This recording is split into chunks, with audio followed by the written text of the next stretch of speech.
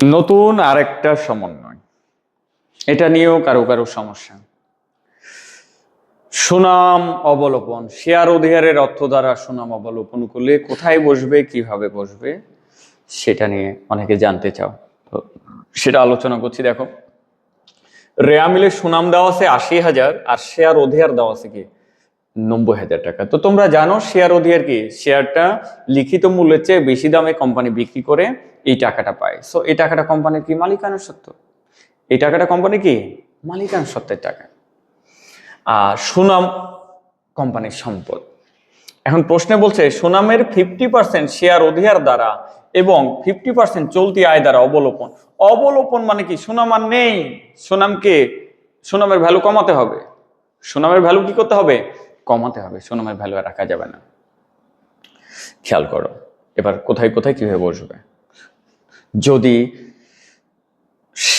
সুনামের 50% বলছে শেয়ার অধিকার দ্বারা, যেটা অধিকার দ্বারা বলবে সেটা আর্থিক অবস্থায় বসবে না, সরি আয় বিবরণীতে বসবে না, সেটা অনলি বসবে কি আর্থিক অবস্থার বিবরণীতে। সুনাম চলতি আয় দ্বারা অবলোপন বললে বা এমনি শুধু অবলোপন বললে আয় বিবরণীতে বসবে, আদারওয়াইজ নয়।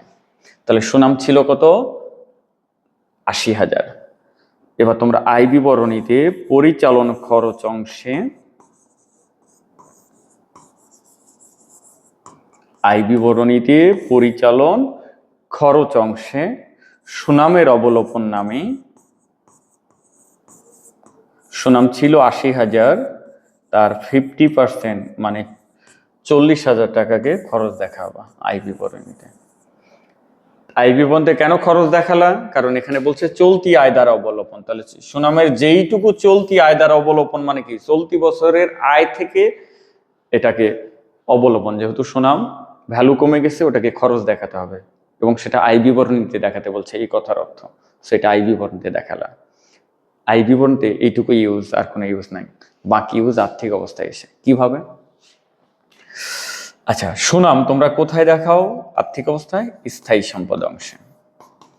স্থায়ী সম্পদে সুনাম ছিল কত, স্থায়ী সম্পদ অংশে সুনাম ছিল কত 80,000। সুনাম কিন্তু সুনামের ভ্যালু পুরোটাই জিরো হয়ে গেছে। কি করে?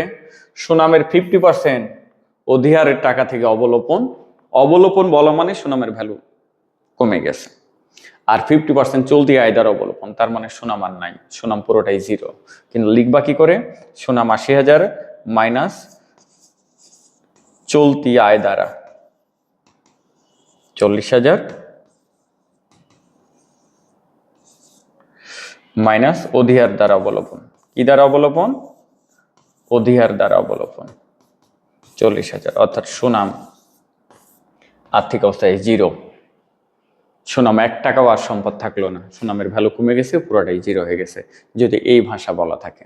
ওকে, এবার অধিকারের কাহিনী দেখো। অধিকার তো মালিকানা সত্ত্ব, তাহলে আর্থিক অবস্থায় তোমরা যখন মালিকানা সত্ত্ব অংশ নির্ণয় করবা, কোন অংশ? মালিকানা সত্ত্ব অংশ নির্ণয় করবা, তখন সেখানে শেয়ার অধিকার আগে লিখবা। শেয়ার অধিকার কত? শেয়ার অধিকার কত? 90,000 লিখবা। অধিকার হচ্ছে মালিকানা সত্ত্ব, এই টাকা দিয়ে যদি আমরা আমাদের ক্ষতি পূরণ করি, খরচ বা ক্ষতি পূরণ করি, তো এটার ফলে আমাদের মালিকানা সত্ত্ব কি হয়ে যায়?